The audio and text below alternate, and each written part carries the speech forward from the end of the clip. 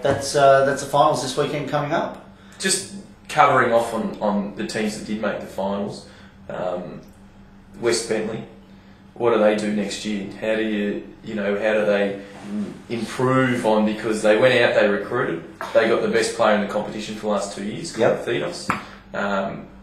He makes 250 at a stretch, 250, 280, to justify couple of wickets. Yeah. How did West Bentley improve on? I mean, did Con enjoy his season? Does he want to do it again? Does he want that pressure of being the marquee player with the price tag? Do they throw another 10 at him? Oh, how does that work? But in addition to that, does he want to go back home? That's another whisper that gets going around. I just think, I think West Bentley, and I think I said it earlier in the year, I still think they would have ended up where they've ended up even if Con didn't play. That's my take on it. You look at a Casey who's made the most runs this year, had a fantastic year. Hopefully they can keep him interested, I guess, from round 1 through to round 11 next year. And they've still got, like Jack McLeod and all these guys have come. Well, Jack's improved significantly. Yeah, so there is improvement there. So I think they were let down a couple of times with Anthony Reid's unavailability, but also Timmy Moore, who showed a lot. But he was one of those blokes who would be told on Thursday night, yeah, no worries, I'm playing, and then Saturday morning says he can't because he's got to move house or something like that. So that throws them out. Yeah, sure. But yeah, I think the powers that be at West Bentley would think it's a big disappointment this year, especially when they've done that hard work, gone and got Con. And I'm sure they've gone back a step, really, because they played in the last couple of grand finals. Yeah, well, Con was on a hiding to nothing, and knowing Con, he'd be just as disappointed as anyone. So it'd be very interesting to see what happens there. Brighton Union's the other one. Well, Brighton Union's the other one.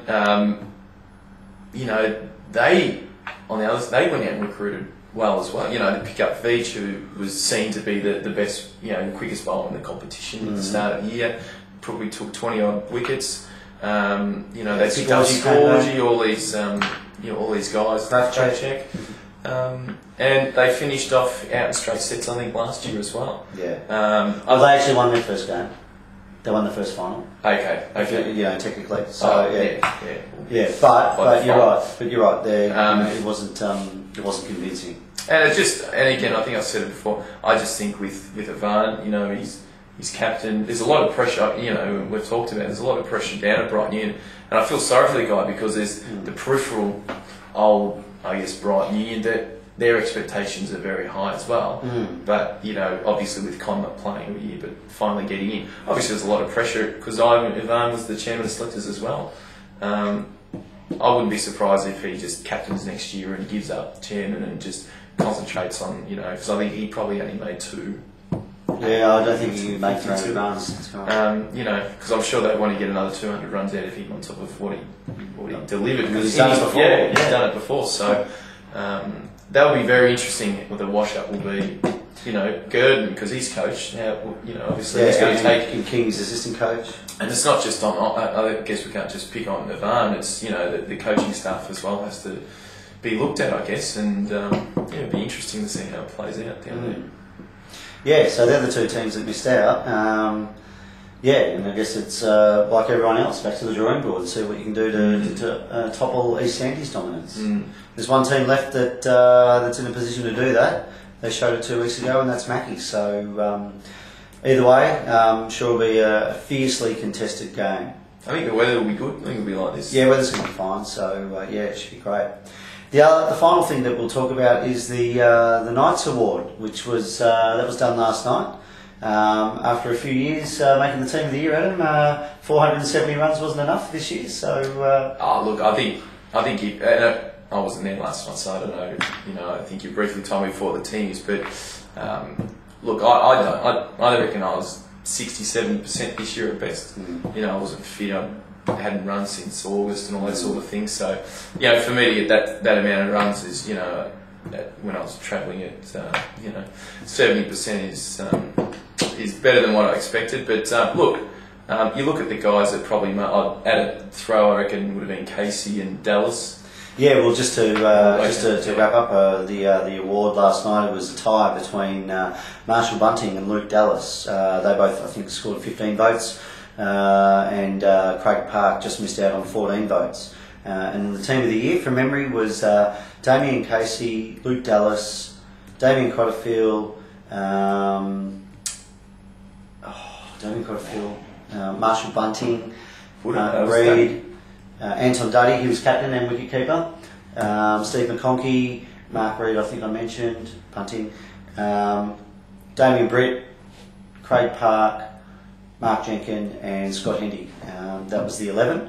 I think Clint Ferguson snuck in 12th man with his 360 runs, and they gave some notable mentions as well to some that had missed out, which I thought was a bit soft on them actually, just trying to say the old pat on the back, bad luck. But anyway, so that was the lineup, and it was good night, and well done to Marshall, who at only 21 years of age has become one of the elite players of the competition. So well done to him.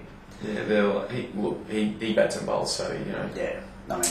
And obviously all three, the top three, with Dallas who takes wickets and makes a lot of runs, and Craig Parker takes a lot of wickets and makes runs too. So this is the first year I think I've ever seen Luke Dallas make more than 250 runs. This has probably been his breakout year with the bat. Yeah, definitely.